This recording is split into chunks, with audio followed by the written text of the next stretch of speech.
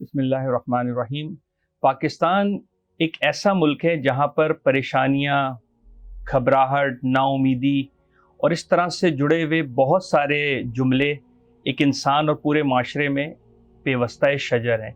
इस पूरे माशरे के अंदर अगर कोई उम्मीद की एक किरण या उम्मीद का कोई नाम लिया जाए तो वो ऐसा ही होगा जैसे किसी को अंधेरे में सूरज या दिया जलाने के मुतरादिफ है। उनमें से ही एक नाम हमारे साथ आज मौजूद है, सारिम बरनी साहब का। ये एक ऐसा नाम है जो बहुत सारे परेशान हाल लोगों के लिए उम्मीद की एक बहुत ही बड़ी किरण है। एक ऐसी किरण और एक ऐसे शोबों के साथ ये काम कर रहे हैं जिसमें बहुत सारे लोग तो आवाज़ उठाना पसंद ही नहीं करते। मैं बिला तात्तुल जो है अपने मेहमान गिरामी के साथ जुड़ता हूँ और उनसे खुशामदीद कहता हूँ और सलाम अर्ज़ करता हूँ। अस्सलामु अलैकुम वरहमतुल्लाहि वबरकातुहू। कैसे हैं सारिम बरनी साहब? खैरियत से हैं? क्या तारुफ आपका? तो कोई तारुफ के आप मोहताज हैं नहीं। मैं सिर्फ सवाल का आगाज़ इस तरह से करूँगा कि सारिम बरनी खुद क्या है? खुद तो कुछ भी नहीं, काम से इंसान है। और अक्सर लोग जब कहते हैं या बातें करते हैं या तारीफ़ें करते हैं या ऐसे अल्फाज से नवाजते तो मैं शर्मिंदा ही होता हूँ। मैं कहता हूँ भाई कुछ भी नहीं है, काम से इंसान हो, बिल्कुल मामूली सा। सिर्फ जो कुछ आप कर रहे हैं उनमें 3-4 चीज़ें ज़िंदगी में मैंने ऐड कर ली हैं। उसकी वजह से आपको लगता है कि पता नहीं बाकी सारे शैतान हो गए, ये जो है ना फरिश्ते हो गए। ऐसा नहीं है, वो भी इंसान है हमारी तरह, हम भी उनकी तरह हैं। लेकिन 3-4 चीज़ें ज़िंदगी की अगर आप कर लेना कि एक तो ये सोच लें कि अपना हमने ज़रूर खाना पीना है। मैं नहीं कहता कि आप बिन खाए रह लेंगे, लेकिन हम अगर एक वक्त किसी को रोटी किसी को खिला दें, उस वक्त खुद भूखे भी रह जाए ना, तो कोई क़यामत नहीं आती उससे। यानी एहसास अगर आप अपने अंदर पैदा कर लें तो माशरा बेहतर हो जाता है। मैं मकसद बहुत सारे मैसेजेस ऐसे होते हैं, मैं इसलिए नहीं दिखाता कि मैं खुद शर्मिंदा होता हूँ। मैं आपको सच बताऊँ कि हम कोई इतने अच्छे नहीं हैं, लेकिन वो लोग जो ये बोल रहे होते हैं, लिख रहे होते हैं, वो होते हैं जिन्हें मार्केट में बिल्कुल नाउमीदी मिल रही होती है, मायूसी मिल रही होती है। उन्हें ये लगता है कि पता नहीं इस दौर में ये कोई फरिश्ते आ गए ये लोग। मैं अपनी बात नहीं कर रहा, जो भी इससे रिलेटेड अच्छा काम कर रहा है उससे। हम अगर एहसास पैदा कर लें तो ये नाउमीदी ख़त्म हो जाएगी।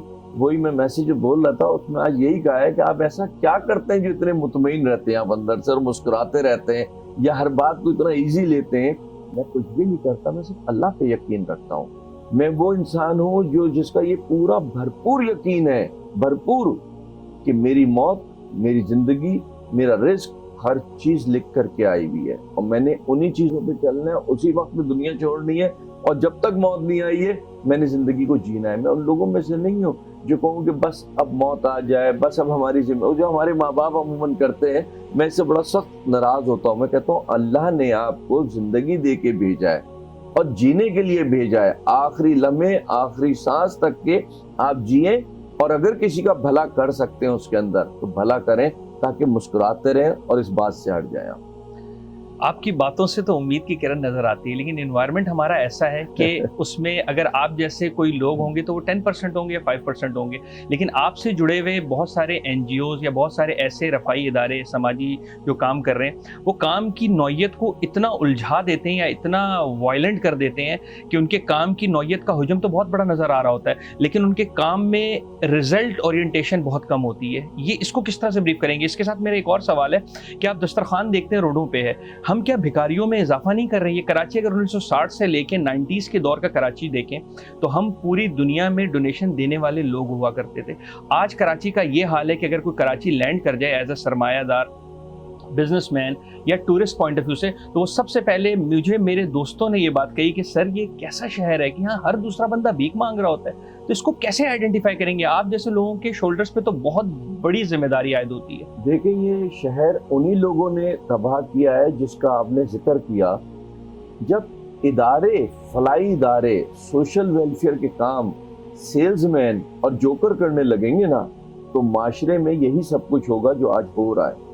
ये काम इंसान को अल्लाह चुनता है।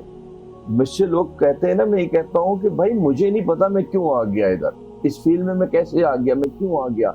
मैंने यही इस उम्र पे जाके इस तजुर्बे के बाद सीखा कि वाकई में मुझे अल्लाह ने चुना था। क्यों? क्योंकि मेरी ये सोच में नहीं था, वहम गुमान में नहीं था। अल्लाह ने इधर लेकर के आया और कहा कि अब इधर दौड़ना है तुमने, और मैं तो फिर भी रुक रुक करके चल रहा था कि नहीं मैंने यहाँ से वापसी की तरफ जाना है। लेकिन वाकई उस रब ने ऐसा मुझे रास्ता दिखाया कि आज मुझे دنیا کی حکمرانی دے نا، پاکستان کی بات نہیں کر رہا، پوری دنیا کی، تو بھی نہیں چاہیے مجھے اگر چاہیے تو اس کام کو آگے بڑھتے میں نے دیکھنا ہے. اس ملک میں جو مسائل ہیں نا وہ ایک ویلفیئر فاؤنڈیشن کی طرف سے میں ہوں، کوئی اور ہو، اس کی طرف سے یہ جو ہے نا حل ہونے چاہیے. کیونکہ لوگ نا امید ہو چکے ہیں، مایوس ہو چکے ہیں حکمرانوں سے. آپ دیکھیں نا، جن لوگوں نے اس شہر سے یا ملک سے سیٹیں لیں، اقتدار لیا، وزارتیں لیں یا بڑی اس سے بھی وزارتیں لیں، انہوں نے کیا کیا؟ وہ ڈرامے بازیاں کر کے انہوں ہوئے، شوشا دکھا کر کے ویلفیئر. یہ جو ہمارا آج چل رہا ہے سوشل میڈیا، بہترین چیز ہے اگر اس کو بہترین انداز سے استعمال کیا جائے، پازیٹیوٹی پھیلائیں، پازیٹیو. لیکن اور دوسرا بندہ نیگیٹیوٹی کر رہا ہوتا ہے، چاہے وہ کراچی کے لیے ہو یا پاکستان. اب میں دیکھیں ایسا سماجی کارکن یہ کہوں، اوہو آپ یہ دیکھیں جو حالات ہو رہے ہیں نا اس وقت، جو بے روزگاری پھیل رہی ہے، پڑھے لکھے بچے تباہ ہو رہے ہیں، یہ سب آپ کے گوداموں میں گھس جائیں گے، آپ کے گھروں میں گھس جائیں گے، تباہی مچا دیں گے. تو پھر سوچیں کیا ہوگا. میں تو ان لوگوں کو حوصلہ دے رہا ہوں کہ بیٹا تم بے روزگار ہو، جاؤ ڈکیتی مار لو، جاؤ لوٹ مار کر لو، جاؤ کسی کو شو روم کو لوٹ لو، جاؤ کسی کا گودام لوٹ لو، کسی کا یہ کیا مجھے یہ جچتا ہے؟ یہ بات کہنی چاہیے مجھے؟ پھر کسی طاقتور پلیٹ فارم سے یہ آواز نہیں اٹھ رہی.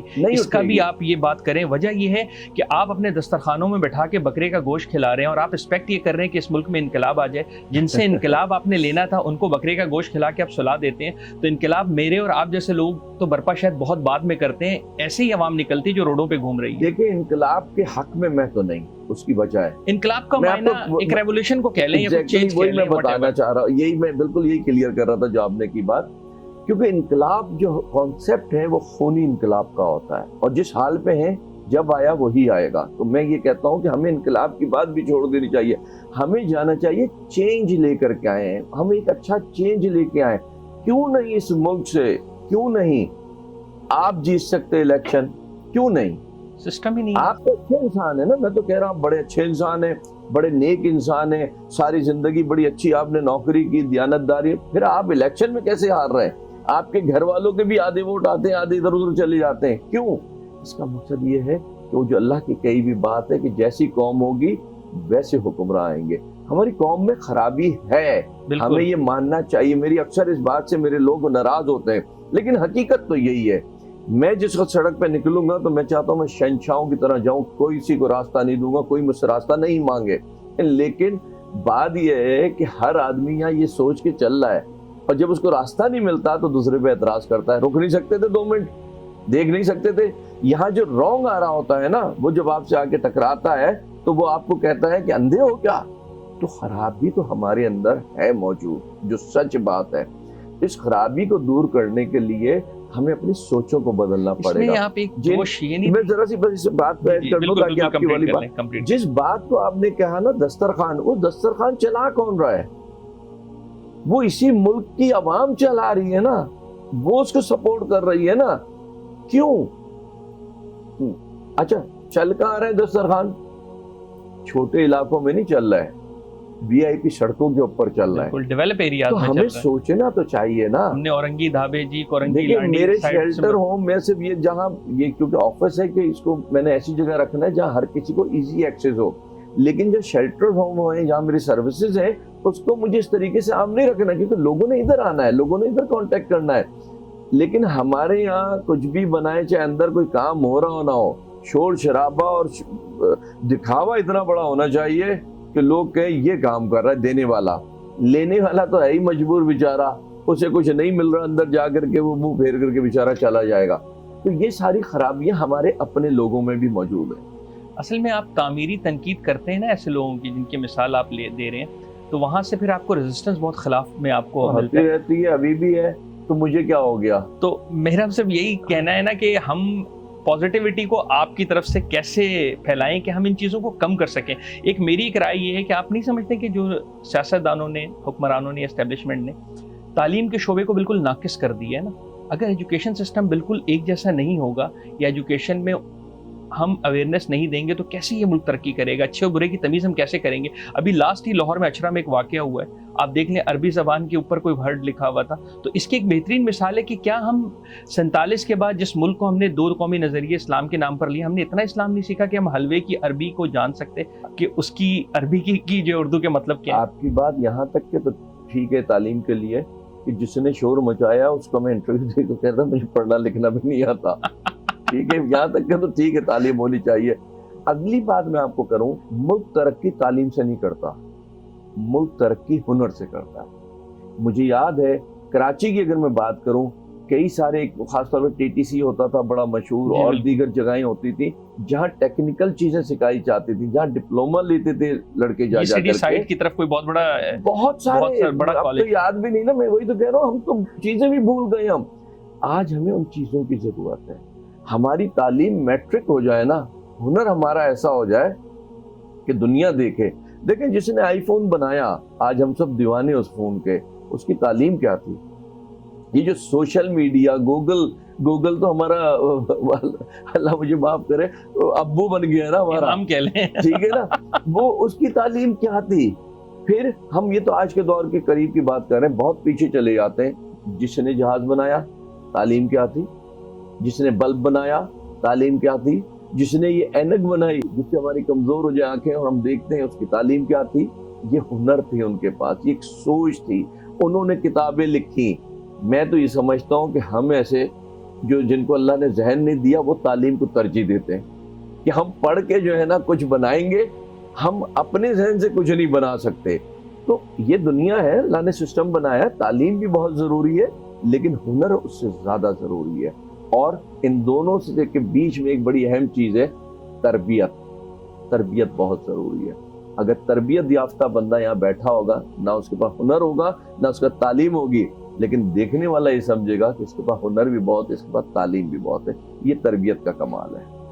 ہم تربیت کو اگر ہم اس معنوں میں لیں تو ہم اس وقت معاشرے میں تربیت میں کہاں کھڑے ہوئے ہیں؟ آپ دیکھیں نا، بے چینی، نہ ایسی انجہانی سی کیفیت اس پورے معاشرے کو ہم نے کر دی ہے کہ جو لوگ پیسہ ڈونیشن میں لگا رہے ہیں وہ ان کا زاویہ ہی صحیح نہیں ہے۔ میں آپ کو بار بار یہ کہہ رہا ہوں، میرا پوائنٹ اس پوائنٹ پہ یہ ہے کہ میں دیکھ رہا ہوتا ہوں، اس کی ایک مثال ایسی ہے کہ ہم نے ایک ریسرچ کیا کہ مسجدوں میں جو چندہ آ رہا ہوتا ہے وہ کہاں جا رہا ہوتا ہے، تو پتہ چلا کہ 80% چندہ جو ہے وہ وضو خانے اور باتھ روموں میں لگ رہا ہوتا ہے، ان کے میناروں پہ لگ رہا ہوتا ہے۔ ہم ڈیولپمنٹ میں خرچ ہی نہیں کر رہے ہوتے۔ تو یہ ایک میکینزم کیسے ہوگا؟ آپ جیسے باشعور لوگ جو اس فیلڈ میں ہیں، وہ کیسے اس میکینزم کو صحیح کرنے کی جو ہے تھانے اور اس میکینزم کو صحیح کریں ہم؟ دیکھیں اگر ہماری بات کریں نا تو ہم نے اپنے طور پہ، اپنے ادارے کے طور پہ بہت بہتری کی ہے۔ کون کیا کر رہا ہے اس کا جواب تو وہ دے گا، لیکن ہاں بہتری ضرور ہونی چاہیے۔ اور آپ نے جو بات کی نا کہ دینے والا جو ڈونر ہے، میں نے تو اس کو پہلے ہی آپ کو جواب دے دیا تھا نا۔ یہ جس چیزوں کی ہم بتا رہے ہیں کہ اس سے معاشرے میں تباہی پھیل رہی ہے، اس کو سپورٹ تو وہ ڈونر ہی کر رہا ہے نا، اس کو پیچھے ہٹنے کی ضرورت ہے نا، اس کو سمجھنے کی ضرورت ہے نا۔ پھر ایک مسجد علاقے میں نماز اگر آپ پڑھتے ہیں یا نہیں پڑھتے، اسی ٹائم چلے جائیں۔ اگر آپ کی جیب میں 2 پیسے ہیں، آپ کسی اچھی مد میں لگانا چاہتے ہیں تو آپ جا کے دیکھیں ادھر کمی کیا ہے۔ آپ 2 دن 1 گھنٹہ کھڑے ہو کے ادھر وہ کام کرا دیجئے۔ علاقے میں کوئی سرکاری ہی صحیح اسپتال ہے، ہم سب اعتراض کرتے ہیں، مووی بنا لی، وائرل کر دی، کتے گھوم رہے ہیں، بلے گھوم رہے ہیں۔ بھائی گھوم رہے ہیں تو مجھے بھی تو کوئی اپنا فرض ادا کرنا چاہیے نا۔ جس وقت گھر کے اندر کوئی مشکل آتی ہے تو ہم سرکار کا انتظار کر رہے ہوتے ہیں یا ہم خود اس کی مدد کرتے ہیں۔ تو جب ہمارے سامنے ایک مشکل ہے، ہمیں پتہ ہے سرکار کی طرف سے تو ختم ہے، کچھ بھی نہیں ہے، تو ہمیں آگے بڑھنا چاہیے۔ وہاں بیڈ ٹوٹے پڑے ہوئے ہیں تو آپ اس کو جوڑ کے رکھ دیجئے، ورنہ نیا لا کے اگر حیثیتیں رکھ دیجئے۔ اگر ادھر کتے بلے گھوم رہے ہیں تو آپ ان کو وہاں سے ختم کرنے کا انتظام کر دیجئے۔ ہم خود بھی سب کچھ کر سکتے ہیں لیکن ہم نہیں کرتے۔ ہماری آنکھوں کے سامنے سڑک پہ کیا کچھ ہو رہا ہوتا ہے، ہم ایسے نکلتے چلے جاتے ہیں۔ پھر بات ادھر ہی آ جاتی ہے نا کہ جیسی قوم ہوگی ایسے حکمران ہوں گے، اور اللہ نے کہا آپ کے اعمالوں کے بقدر آپ کے حکمران آپ پہ مسلط کیے جائیں گے۔ میرے خیال اس سے تو کم ہی مسلط ہے۔ اچھا، آپ کا سالم صاحب کور کام کیا کیا ہے؟ مجھے تھوڑا سا یہ بریف کریں گے پلیز؟ آپ نے ویسے شروع میں تعارف تو کرایا تھا، لیکن واقعی میرا وہ کام ہے جس میں لوگ سپورٹ نہیں کرتے۔ یہ ہے خالصتاً انسانیت کا کام، یہ ہے انصاف دلانے کا کام۔ یہاں پہ میں آپ کو کل کی پرسوں کی بات بتاؤں. ایک بچی ابھی گئی ہے, کل اس کا میسج بھی آیا تھا کہ اب یہ چیزیں اگر اس کو بھی سالو کر دے تو. وہ بچی اچھی پڑھی لکھی, بہت خوبصورت, 4 بچوں کی ماں. ایک شخص نے اس کی مجبوری سے فائدہ اٹھا کے زبردستی شادی کر لی, اس سے نام شادی کا دیا, خود نشہ کرتا تھا اور اس کو بھی نشے میں لگا دیا, بیوی کو.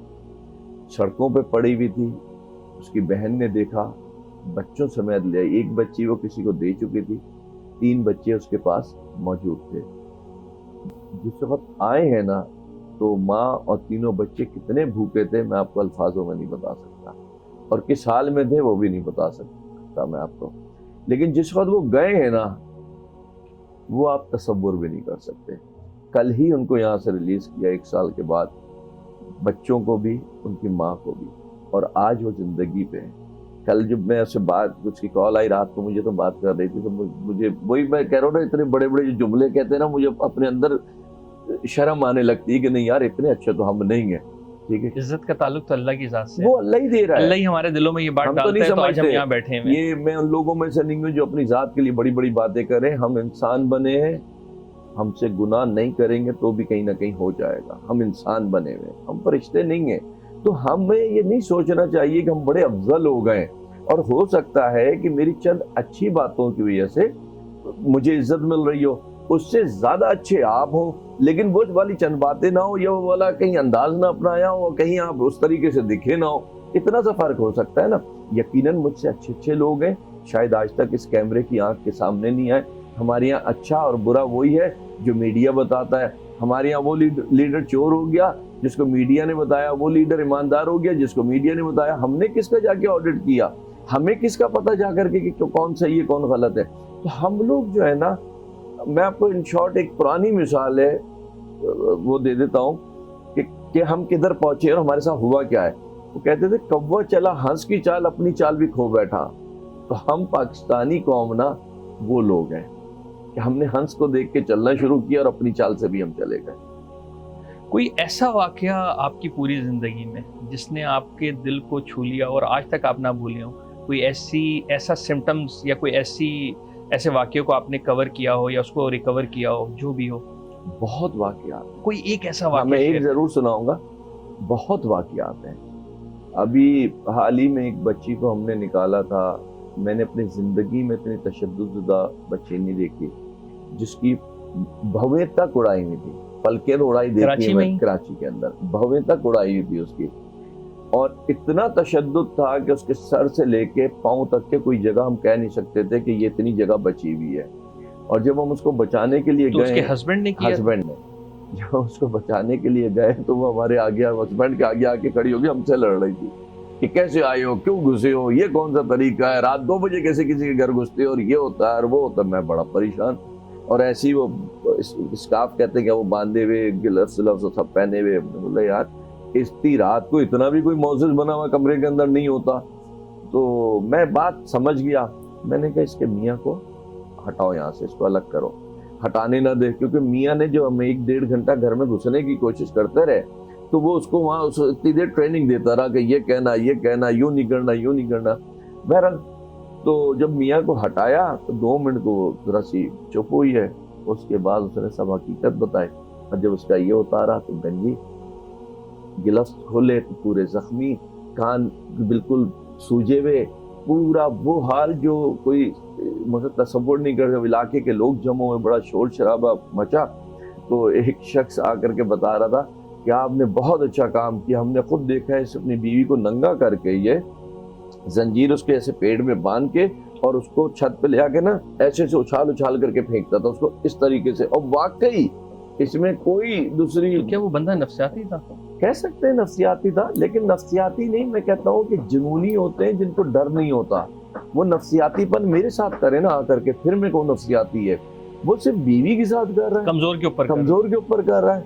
تو ایسا پھر ایک واقعہ جو میری زندگی کا بہت پرانا واقعہ ہے, اور اس دن مجھے بڑا وہ ایک حیرت ہوئی تھی. اور یہ یقین میں مزید اضافہ کہہ سکتا ہوں کہ واقعی اگر آپ سچ اور حق پہ ہوں تو جیت آپ کی ہوتی ہے. ایک شخص آتا ہے میرے پاس, جس کی تصویر جو ہے اس کے اندر لگی ہوئی ہے اخباروں میں، پورے پاکستان اور دنیا کے اندر بھی میڈیا پہ چل رہی ہے، انتہائی مطلوب دہشت گرد کے نام سے، کئی کروڑ روپے انعام بھی ہے، اور وہ میرے پاس آتا ہے، صبح سے شام ہو جاتی ہے، کچھ سمجھ میں مجھے نہیں آتا، اپنے اندر بھی ایک خوف ہوتا ہے کہ اتنا خطرناک دہشت گرد، اتنے چیزیں، تو بہرحال پھر کہیں ادھر ادھر کر آ کے میں نے رابطہ بنایا، اس کو میں نے جمع کرایا، پوری انویسٹیگیشن ہوئی، اور 27ویں شب ہی تھی، رمضان کا دن تھا، تو فون آتا ہے کہ یہ کلیئر ہو گیا، اور میں جب اس کو لے کر کے آیا تو اللہ کی وہی بات یاد آتی ہے نا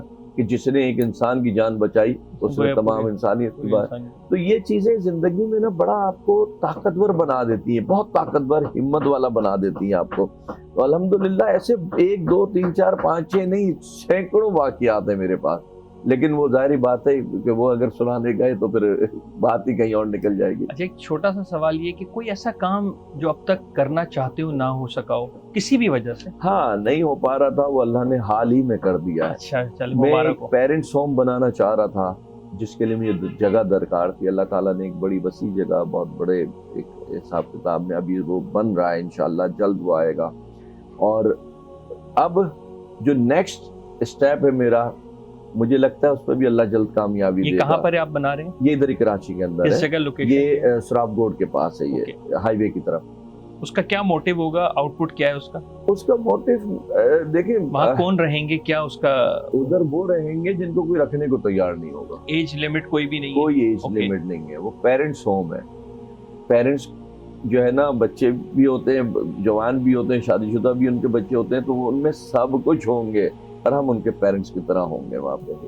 تو اور کیئرنگ سینٹر ایک جسے کہہ لیں آپ، کہ ان کی کیئر، معذور ہے، کوئی بوڑھا ہو گیا، چل پھر نہیں سکتا، اس واش روم نہیں جا سکتا، ان لوگوں کے لیے وہ بن رہا ہے. وہ اب جو ہے نیکسٹ میرا پلان، اور اس کے لیے کافی کام ہو بھی گیا اب الحمدللہ، اور آگے بھی امید ہے کہ کراچی میں ایک بہت بڑا ہاسپٹل بناؤں گا، اور ایک ایسا ہاسپٹل بناؤں گا جس کے اندر مقصد بنا رنگ و نسل ہی لوگ آئیں گے، کسی قسم کی کوئی پرچی نہیں ہوگی، کسی قسم کی، صرف اس کی بیماری کی پرچی ہوگی کہ کس بیماری کے لیے آئیں، کیا علاج چاہتے ہیں، یا اگر بیماری نہیں پتا تو اس کا پورا ٹریٹمنٹ ہو، اور وہ جب جائے تو کوئی بلنگ نہ ہو. کوشش ہوگی زندہ جائے، لیکن زندگی موت اللہ کے ہاتھ میں ہے. میں اکثر لوگ کہتے ہیں یہ تو قاتل اسپتال ہے، میں کہتا ہوں یار قاتل نہیں ہے، دن بھر وہاں سے زندہ بھی نکل رہے ہوتے ہیں. ہم جا کر کے نا نیگیٹو چیز کو ہی ڈھونڈ کر کے شور مچاتے ہیں.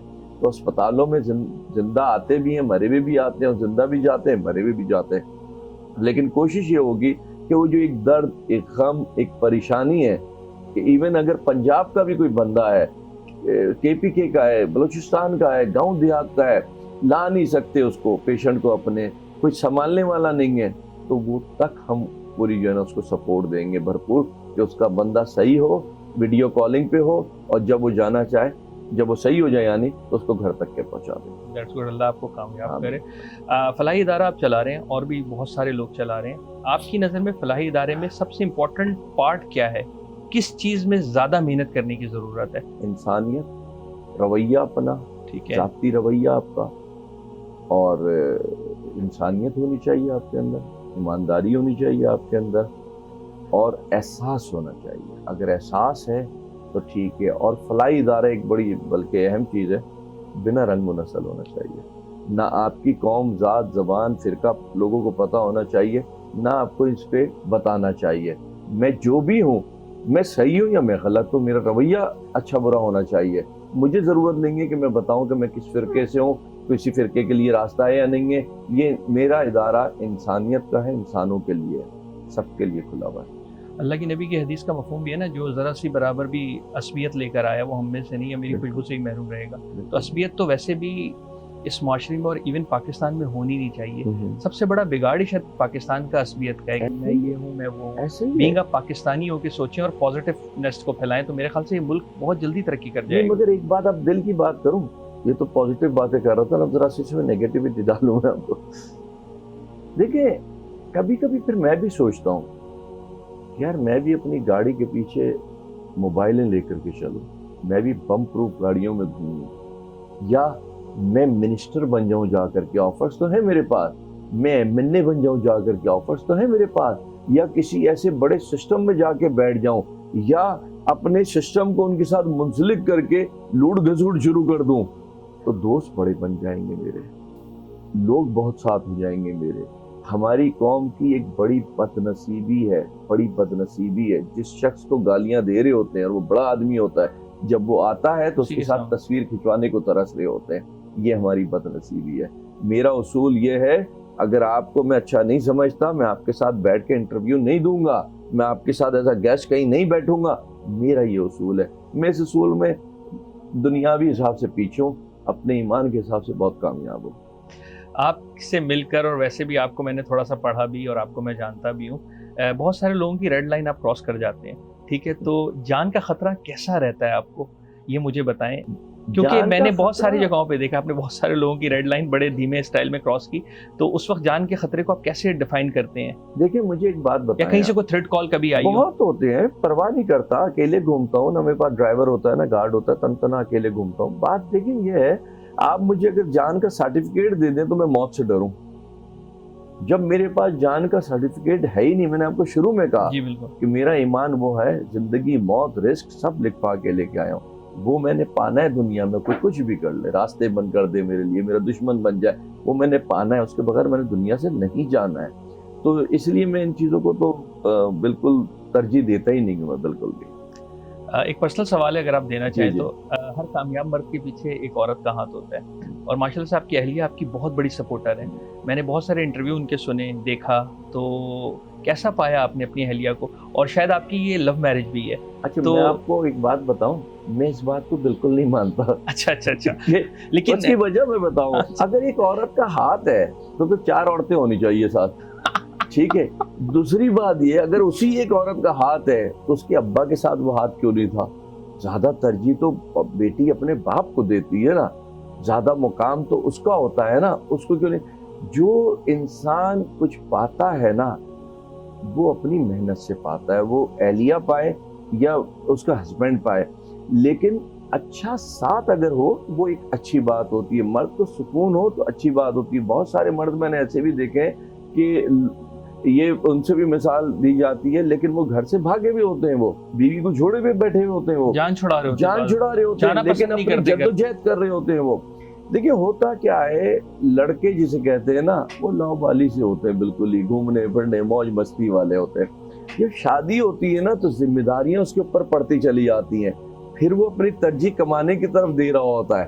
تو لوگ یہ سمجھتے ہیں کہ اچھا 2 منٹ کو ہم گھما پھرا کے اس بات پہ ہی آ جاتے ہیں. بالکل آپ نے صحیح کہا کہ عورت کا ہاتھ ہوتا ہے مرد کو آگے پہنچانے میں, تو وہ جو مرد تباہ ہو جاتے ہیں اس کے پیچھے کس کا ہاتھ ہوتا ہے؟ وہ بھی عورت کا ہی ہوگا. تو پھر وہ جو انڈین رسومات ہیں منحوس کی, اسے ہمیں ایکسیپٹ کرنا چاہیے. اصل میں فیملی سے اگر آپ کو سکون ملے نا تو آپ دنیا میں بہت کچھ پرفارم کر سکتے ہیں. میرا ان معنوں میں تھا کہ اگر آپ فیملی میں آپ کو بہت اچھی سپورٹ مل جائے نا, چاہے وہ اہلیہ ہوں, والدہ ہوں, یا آپ کے گھر کے لوگ ہوں, اگر آپ فیملی سے ڈسٹرب ہوں گے نا تو پرفارم اچھا نہیں کر سکیں گے. آپ کو ایک بات بتاؤں, بڑا سنبھل کے بول رہا ہوتا ہوں, میں ہوں طارق مسعود دوسرا, سمجھ گئے آپ؟ یعنی خواہش بھی آپ کی اگلے 3 بالکل وہی ہے میری خواہشات. آپ کی ملاقات مجھے طارق مسعود صاحب سے انشاءاللہ کروانی ہوگی بہت جلد. میں آپ کو ایک بات سچ ایمان والی بات بتاؤں آپ کو, اور یہ اس کے آگے نہیں بول رہا, میں پیچھے بھی یہ بولتا ہوں, کسی کو بری لگتی ہے لگ جائے.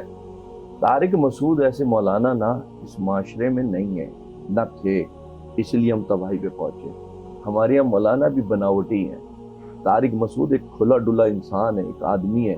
میں اس کو مولانا کی نگاہ سے نہیں, میں ایک اچھے انسان کی نگاہ سے اس کو دیکھ کے بات کر رہا ہوں. وہ ایک انسان ہے, بہترین انسان ہے, وہ فل موج مستی کے ساتھ جیتا ہے وہ آدمی, لیکن اس کو دین پتہ ہے, دین کیا ہے, اس لمٹ کے اندر جیتا ہے وہ, ٹھیک ہے. کل پرسوں بھی ان کا ایک میں دیکھ رہا تھا, میں ابھی بولوں گا نہیں اس لیے کہ وہ ہمارے یہاں فرقوں میں تول لیتے ہیں باتوں کو, لیکن بات مجھے سمجھ میں آئی تھی. میرا جو ایمان ہے نا وہ ہے کہ میں فرقے سے نہیں تولتا, دوست دشمن سے نہیں تولتا. میرے دماغ میں لگنی چاہیے بات کہ یار یہ بات اس آدمی نے بالکل صحیح کہی ہے. آج ہماری بہن بیٹیاں کدھر پھینک رہی ہیں کوئی اندازہ ہے؟ کل ہماری بہن بیٹیوں کے ساتھ کیا ہوگا کچھ اندازہ ہے؟ اگر اس کو کچھ سمیٹ لیتا ہے نا وہ اچھی بات ہے, بجائے اس کے گناہ کی طرف جائیں. یہ نمازیں پڑھنے سے نا روح کی خواہش ختم نہیں ہو جاتی ہے, پیسہ آ جانے سے روح کی خواہش. جو عورت ساری زندگی مرد کو کوستی ہے وہ اپنی بیٹی کی شادی کرنے کے لیے کیوں تڑپ رہی ہوتی ہے؟ اس کو تو نہیں کرنا چاہیے. جب اس نے فائنل کر دیا کہ مرد برا ہے تو پھر مرد برا ہے. بیٹی کا جو مرد آئے گا وہ کیا مرد نہیں ہوگا کیا؟ یہ اصل بات وہ یہ ہے نا کہ ہم شعور کی طرف جاتے ہی نہیں ہیں, ہم حقائق کی طرف جاتے ہی نہیں ہیں. ہمیں ڈمی زندگی جینی ہے, ہمیں جھوٹ پہ رہنا ہے, ہمیں جھوٹ پہ جینا ہے.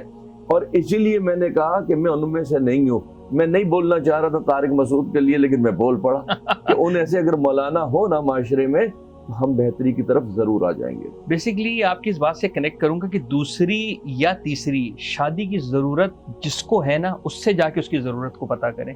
آپ ایسے بندے سے نہ پتہ کریں جس کو ضرورت نہیں ہے. آج معاشرے میں جتنی لڑکیاں بیچاری گھروں میں بیٹھی ہوئی ہیں, چاہے وہ طلاق یافتہ ہوں, بیوہ ہوں, بچوں کے ساتھ ہوں, ان کو ہم غلط نگاہوں سے یا اپنی خواہشات کی تکمیل کے لیے تو معذرت کے ساتھ دیکھتے ہیں, اپروچ تو کرتے ہیں. نکاح کے لیے 100 میں سے کتنے لوگ اپروچ کرتے ہیں؟ دیکھیں میں اس موضوع پہ زیادہ بولنا نہیں چاہتا کہ دوسرا طارق مسعود بن جاؤں گا میں تو, مگر یہ ضرور ہے کہ اتنا سمجھ لیجئے کہ کسی جائز چیز کو حرام نہیں کہنا چاہیے, اس کے پیچھے فساد نہیں ہونا چاہیے.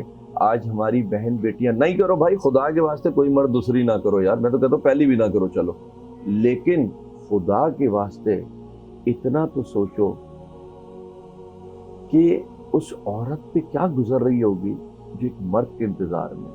مرد کا انتظار صرف وہ فزیکلی نہیں ہے, مرد کو اللہ نے بنایا ہے اور عورت نہیں آئی تھی دنیا میں تو مرد اترا تھا نا. تو دنیا بنانے سے چلانے کے ساتھ ہی یہ بتایا تھا نا کہ آدم کو حوا کی ضرورت تھی نا تو دنیا میں لائی گئی تھی. ہم کیوں نہیں سوچتے ان باتوں کو کہ یہ ضرورت ہے, یہ ضرورت ہے, اس کو پورا ہونا ہے, اس کو پورا کرنا ہے, اور نہیں کرو گے تو بےہودگی حرانیت پیدا ہوگی. بات یہ ہے کہ آج ہماری بہن بیٹیاں جو ہیں, ہماری بہنیں, میاں نشہ کر رہا ہے نہیں چھوڑ رہی, جوا کھیل رہا ہے نہیں چھوڑ رہی, حرام کما رہا ہے, رشوت لا رہا ہے, ہر گندا کام معاشرے کا دین کا کر رہا ہے نہیں چھوڑ رہی. قیامت اس دن آتی ہے جس دن وہ دوسرا نکاح کر لیتا ہے. تو یہ تو نہ کرو نا, زنا معاف ہے, دوسرا نکاح معاف نہیں ہے, معذرت کے ساتھ. تم اگر اپنے میاں کی غلط چیزوں پہ جو دین اور قانون کے مطابق ہیں ان پہ اگر یہ اسٹیپ لیتی ہو نا, اور چلو پھر اس پہ بھی لیتی ہو, تو میں تو کہوں گا یہ ہے ہماری عظیم بہن, ہماری بیٹی, اس معاشرے کی بیٹی. لیکن تم ان سب گندوں کو ہضم کرتی ہو اور ایک جائز کام پہ قیامت برپا کر دیتی ہو, یہ بہت بڑا ظلم ہے. اللہ تعالیٰ ہمیں بھی اور آپ کو بھی توفیق دے ایسے اعمال کرنے کی جس پہ اللہ کے نبی نے, جو طارق مسعود کہتے ہیں, بند الفاظ میں کہہ دیتے ہیں. انشاءاللہ میں کوشش کروں گا آپ کی کوئی 101 ہم ملاقات رکھیں ضرور بہت جلد. رمضان آ رہا ہے تو رمضان میں بہت زیادہ شور شرابہ ہوتا ہے فلاحی اداروں کی طرف سے, اور اس کے بعد 11 مہینے جو ہے وہ بھنگ پی کے معذرت کے ساتھ, اگر میں یہ الفاظ کہوں تو برا مت مانیے گا, سو جاتے ہیں. تو کیا یہ 1 مہینے کی لوگوں کی ضرورت ہوتی ہے؟ 11 مہینے لوگ کیا کریں؟ ایک چیز. دوسرا یہ کہ ہم روڈوں پہ جو تماشا لگاتے ہیں, کیا ہم خاموشی سے لوگوں کے گھروں میں کوئی راشن پیکیج یا اس طرح کی کوئی امداد کر دیں کہ جس پہ شادی ہونے والی ہو کسی کی, کسی کا علاج کا مسئلہ ہو, یا کسی سے اور کوئی ایشو ہو, تو وہ 11 مہینے کہاں چلے جاتے ہیں؟ میں آپ کو ایک بات اور دل کی بتا رہا ہوں, میں ہوں سچا آدمی, یا چپ ہو جاؤں گا یا سچ بولوں گا. میں راشن کے سخت خلاف. راشن اس کو کمانے کی ہمت دے, جا اپنے ہاتھ سے کما کے لا اور کھا. اگر ایک ایسی سنیے میں ایڈ کر رہا ہوں اس میں بات. وہ راشن کے پیسے آپ اس کے بچوں کی زندگی میں لگا دیں نا, صحت پہ لگا دیں, تعلیم پہ لگا دیں, اس کے گھر میں ٹوٹا بستر سکون سے سونے کے لیے لگا دیں, اس کے گھر میں واش روم نہیں ہے واش روم بنوا دیں, اس کو ضرورت زندگی کی طرف لے کر کے جائیں. لیکن روٹی کے لیے نا اس کو میں کہتا ہوں لات مار کے بولے کہ جا باہر جا کر کے کما کر کے لے کے آ. ہمارے یہاں سے جاتا ہے راشن, لیکن ایسے ہاڈراموں کو نہیں جاتا ہے, ان لوگوں کو جاتا ہے جو واقعی لگتے ہیں کہ ہاں ان کو ضرورت ہے. تو ہمیں نا, ہم لوگ پریکٹیکلی کام پہ آتے ہی نہیں ہیں بالکل بھی. ایک بچہ ہے پڑھنا چاہ رہا ہے, ماں پڑھانا چاہ رہی ہے, فیس نہیں ہے, وہ کوئی نہیں دے گا, راشن دے دیں گے, بھیکاری بنا دیں گے. پھر راشن کیا ہے, راشن پیکج ہوتے ہیں ہمارے پاس, اتنے کا اتنے کا اتنے کا, وہ اس کے ضرورت کا ہے یا نہیں ہے. ہم اپنی جان چھڑانے کو جا کے 200 500 600 لیے اور جا کر کے بانٹ دیے. ارے اس کے کام کا ہے یا نہیں ہے, اس کے کام کی اگر دے ہی رہے ہو تو کم از کم اتنا تو دو کہ مہینے بھر کا 5-6 لوگ گھر میں رہنے والے عزت سے بیٹھ کے کھا لیں, دوبارہ کسی کے آگے ہاتھ نہ پھیلائیں. تو ان چیزوں کو چینج کرنے کی ضرورت ہے. لوگ ضعیف ہوتے ہیں, کمر میں پرابلم ہوتی ہے, ٹانگ ٹوٹی ہوتی ہے, گھر میں جو ہے کموڈ نہیں ہوتا ان کے, اور غریب ہوتے نہیں لگا سکتے. ارے اس راشن ان ساری نیکیوں سے بہتر یہ اس کے گھر میں کموڈ لگوا دو. جو یہ پھر اللہ اور بندے کا معاملہ ہے نا, پھر وہ کیا نوازے گا اس سے. لیکن ہماری سوچ جو ہے نا محدود ہو کر کے رہ گئی. دیکھ پکاؤ بانٹ دو, لو جی حاجی صاحب ہو گئے ہم. یہ حاجی صاحب کے کانسیپٹ سے ہمیں جو ہے نا آگے نکلنا پڑے گا. فلاحی ادارے جو کام کر رہے ہیں ایک مکمل میکینزم میں ان کا آڈٹ ہونا چاہیے آپ کی نظر میں؟ بالکل ہونا چاہیے. آپ اپنا آڈٹ کرواتے ہیں؟ بالکل کراتے ہیں, اور الحمدللہ ہم EAD اکنامکس افیئر ڈپارٹمنٹ میں بھی رجسٹرڈ ہیں, ہم PCP میں بھی رجسٹرڈ ہیں, اور ہم بہتر سے بہتر کر رہے ہیں. لیکن ایشو کیا اب بات وہی ہے کہ بات نکلے گی تو دور تک جائے گی. کیا آڈٹ, کیا رجسٹریشن؟ جائیے جا کر کے دیکھیے. روز لڑتا ہوں جا کے اداروں میں, 4-5 دن پہلے بھی انہی باتوں پہ لڑ کے آیا ہوں میں. کیا کر رہے ہیں یہ لوگ؟ آپ کو الجھا دیں گے, الجھا کے آپ سے ڈیمانڈ کریں گے. آپ ایک ادارہ بنانا چاہتے ہیں, اس کی رجسٹریشن کی فیسز نہیں ہے, دے دیجئے, پھر سالوں پڑا رہے گا وہ انڈر دا ٹیبل کام. جی ہمارے اس فون پہ سارم بھائی میں بھی آپ سے ڈسکس بھی کروں گا اس پروگرام کے بعد. ایک ایسے بندے کا, ایک ایسا ادارہ جو کہ ہماری گورنمنٹ کے ادارے ان کو ریلیز نہیں کر رہے ڈاکومنٹس, وہ اس فون میں موجود ہے. میں آئی آج آپ سے تھا, میں نے کہا میں آپ سے بھی رائے لوں گا, اور آپ کی بات 100% صحیح ہے. میں پچھلے 1 سال سے کوشش کر رہا ہوں, لیکن میں اس کو پروسیس نہیں کروا سکتا اپنی PR ہونے کے باوجود. کیا کروں, چپ رہتا ہوں, بس کم بولتا ہوں, کم بولنا چاہتا ہوں, بولتا تو بہت ہوں, لیکن گھما جاتا ہوں چیزوں کو. سچ بول دیا نا تو واقعی اللہ کی لکھی زندگی سے پہلے دنیا سے چلا جاؤں گا.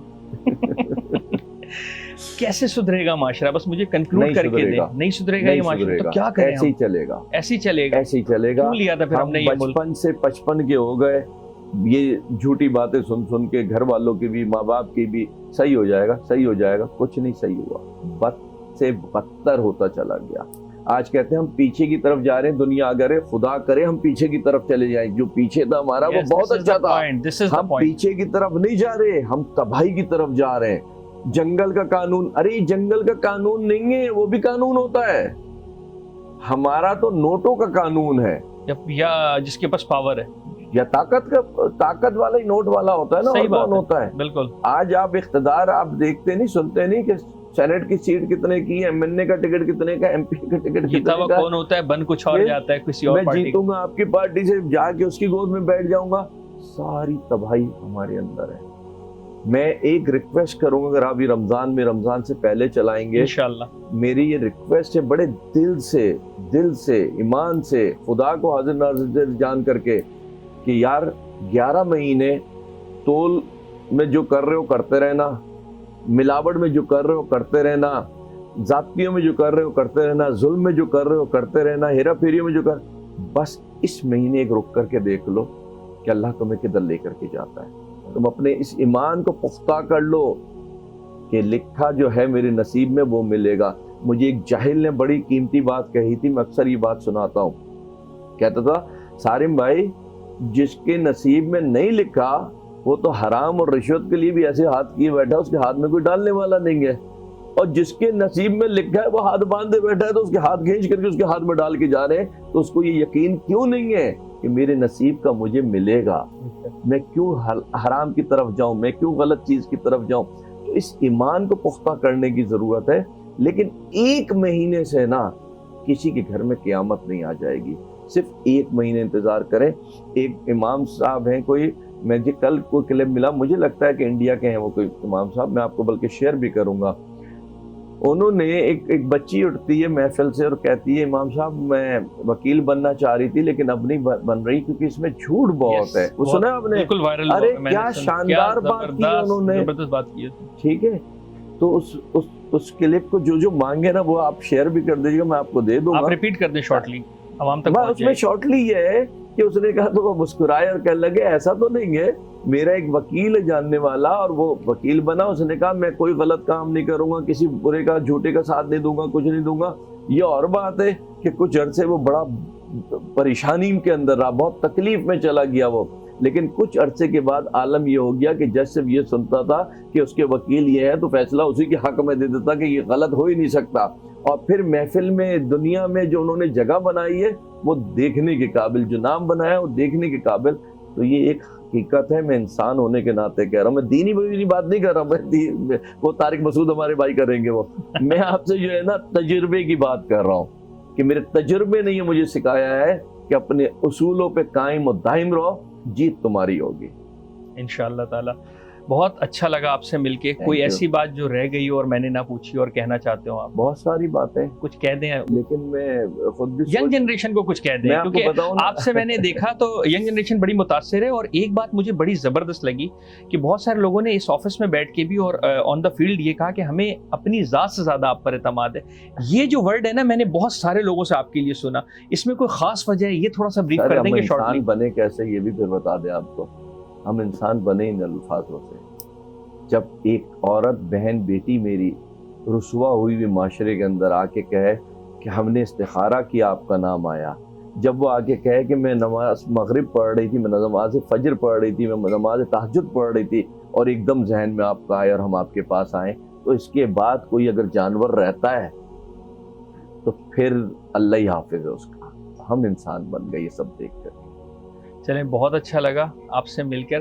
اور میں نے اتنا ہمبل، اتنا پولائٹ، اور جو ایک اقرار الحسن صاحب جو ہیں ہمارے اینکر، ان کی بھی ایک بات مجھے یاد آئی کہ ان کو میں نے اپنے سے زیادہ ایماندار پایا. لٹرلی یہ آج کا پوڈ کاسٹ میرے لیے بڑا ہی زبردست رہا، کیونکہ میں نے صرف اور صرف پازیٹیو باتیں سیکھی، نیگیٹیوٹی کو نکال دیا. میں یہاں آیا تھا بہت نیگیٹو مائنڈ کے ساتھ، لیکن مجھے اتنا پازیٹیو کر دیا انہوں نے کہ اللہ ان کے سارے کام میں، مال میں، اور آنے والی تمام پروجیکٹ میں اللہ ان کی دین اور دنیا دونوں کو بنائے. بہت بہت شکریہ آپ کا. Thank you. بہت شکریہ.